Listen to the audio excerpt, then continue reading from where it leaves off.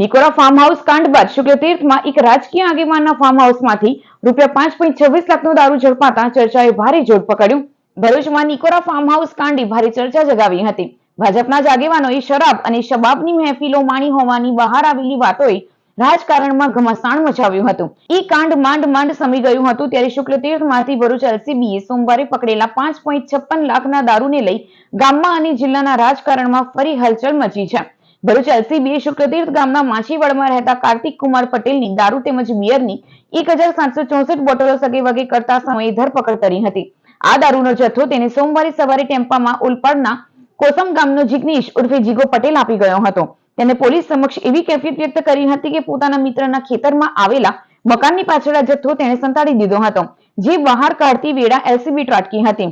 જોકે જે ખેતર એટલે કે ફાર્મ હાઉસમાં દારૂ સંતાડેલ તે ભાજપનો આગેવાન હોવાનું ગામમાં અને રાજકીય વર્તુળોમાં ચર્ચાઈ રહ્યું છે. પોલીસે દારૂનો જથ્થો, એક આઈફોન, એક સ્માર્ટફોન મળી કુલ 6.86 લાખના મુદ્દામાલ સાથે કાર્તિકની ધરપકડ કરી છે, જ્યારે જિગ્નેશને વોન્ટેડ જાહેર કર્યો છે. જોકે શુક્લતીર્થમાં ઝડપાયેલ દારૂ જિલ્લામાં ટોક ઓફ ધ ટાઉન બન્યો છે. હવે પોલીસ તપાસમાં કોના નામ ખુલે છે તે જોવું રહ્યું.